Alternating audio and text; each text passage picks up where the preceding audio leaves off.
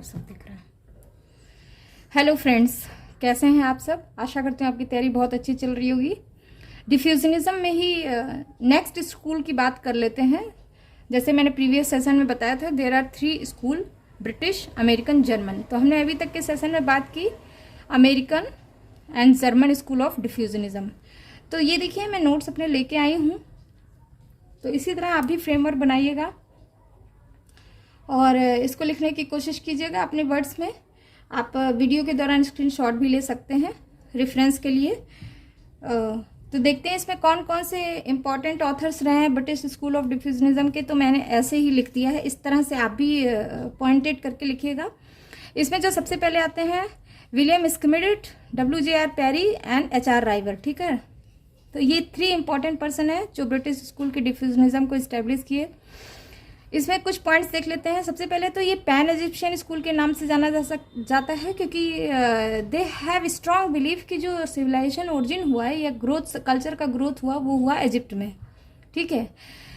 दूसरी बात कि late to appear and first, बहुत देर में ये प्रपोजल आया, कॉन्सेप्ट आया और बहुत ही जल्दी खत्म हो गया। तीसरी बात थी कि दे वेयर एक्सट्रीम डिफ्यूजनिस्ट, मतलब they have strong belief of diffusionism. They believe कि कल्चर ग्रोथ हमेशा कैसे हो रहा है, माइग्रेशन से एंड बोरोइंग से। समझ आ रही बात? ये सब बातें मैंने पहले भी डिस्कस करी थी।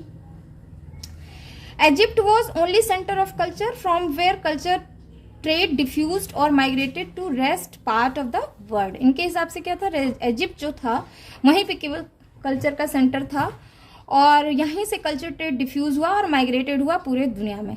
राइट। तो फर्स्ट पर्सन की बात कर लेते हैं, जी स्मिथ, जो 1871 से 1937 तक थे। अच्छा, ये एनाटॉमिस्ट थे बाय प्रोफेशन। सी कैसे कैसे लोग एंथ्रोपोलॉजिस्ट बन जाते हैं, because anthropology is so fascinating. ठीक है, तो आप भी यहाँ कुछ सोच के एंथ्रोपोलॉजी के लिए आए होंगे। चलिए ठीक है, आगे बढ़ते हैं। इनकी 2 इंपॉर्टेंट बुक थी जिनके थ्रू ये बहुत फेमस हो गए। द ओरिजिन ऑफ सिविलाइजेशन बहुत इंपॉर्टेंट है, ये कई बार पूछ लेता है, 1928 में। डिफ्यूजन ऑफ कल्चर, ठीक है, ये भी पब्लिश हुई थी। इनका एक सबसे स्मार्ट कंट्रीब्यूशन ये था, his idea on the ground that man was basically uninventive in nature. ठीक है, इनके हिसाब से मैन का नेचर जो है अनइन्वेंटिव है, वो कुछ इन्वेंट नहीं करता। ठीक है।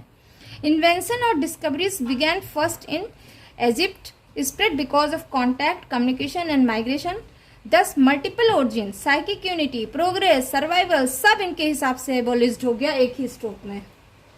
भाई अगर मैन इन्वेंट कर ही नहीं सकता, सॉरी आपको आवाज आ रही होगी क्योंकि जो है बाहर बारिश हो रही है बहुत तेज। तो इनके हिसाब से मैन का नेचर ही है इन्वेंशन नहीं कर सकता, तो क्या होगा? जो भी बाकी के कॉन्सेप्ट थे जो आप अभी तक आपने समझे थे, जैसे कि psychic unity of Mankind, parallel evolution, ये सारी चीज़ें तो एक ही साथ ये खत्म। ठीक है, तो ये थे जी स्मिथ जो एक्सट्रीम डिफ्यूजनिस्ट थे। नेक्स्ट पर्सन है WJ पेरी, बहुत इंपॉर्टेंट पर्सन है ये भी। द चिल्ड्रन ऑफ सन, इनकी बुक का नाम था द चिल्ड्रन ऑफ सन, 1923 में आई थी। He did not make any specific theoretical contribution but he blindly supported Smith. बहुत ज़्यादा इन्होंने कुछ ऐसा नहीं किया, लेकिन ये इन्होंने क्या किया था कि स्मिथ को ही आगे बढ़ाया, स्मिथ के ही कॉन्सेप्ट को। नेक्स्ट बहुत इंपॉर्टेंट पर्सन है, ये आगे भी आप कई बार इनका मेंशन सुनेंगे, WHR राइवर, 1864 से 1922। WHR राइवर थे 1864 टू 1922। ये मेडिकल प्रोफेसर, मेडिकल डॉक्टर थे प्रोफेशन से। आप देख रहे हैं कैसे कैसे लोग एंथ्रोपोलॉजी में आ रहे हैं।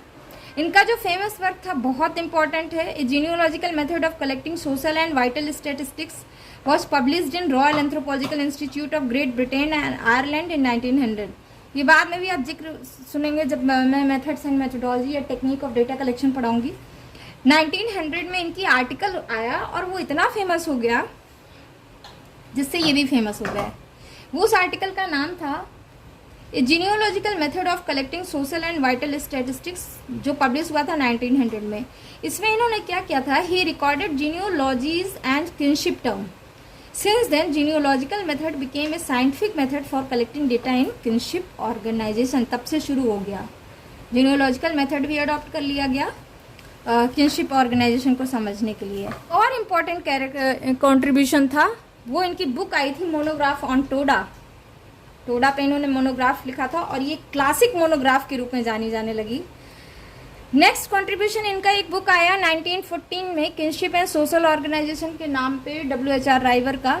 राइवर was also associated with Cambridge University where he teach social anthropology. Radcliffe Brown was one of the student. ठीक है, तो ये तो हो गए तीनों आपके important intellectuals who contributed in diffusionism, actually who were डिफ्यूजनिस्ट।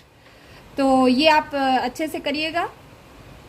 अब सीधी सी बात है, इतने ज़्यादा एक्सट्रीमिस्ट थे तो वीकनेस तो होगी ही। तो देख लेते हैं क्रिटिसिज्म भी। सबसे पहली बात, ये एंटी इवोल्यूशनिस्ट थे। दूसरी बात, ये एक्सट्रीम डिफ्यूजनिस्ट थे। तो that is the drawback of any concept. अगर आप किसी चीज़ में एक्सट्रीमिज्म में चले जाते हैं और बाकी चीज़ों को कंसीडर नहीं करते, तो इट मीन्स कि you are in the defunct phase.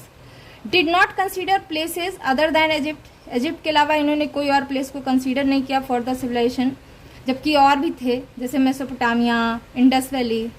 Took into account only simple form of diffusion, जैसे diffusion of cultural trait. Never emphasise upon diffusion of culture complex. ठीक है, हमेशा इन्होंने कल्चर ट्रेट को डिफ्यूजन के उसमें लिया, कभी भी कल्चर कॉम्प्लेक्स का डिफ्यूजन कैसे हुआ, पूरा सिविलाइजेशन कैसे कैसे डिफ्यूज कर गया या कैसे कैसे ट्रांसमिट हुआ, इसके बारे में बात नहीं की।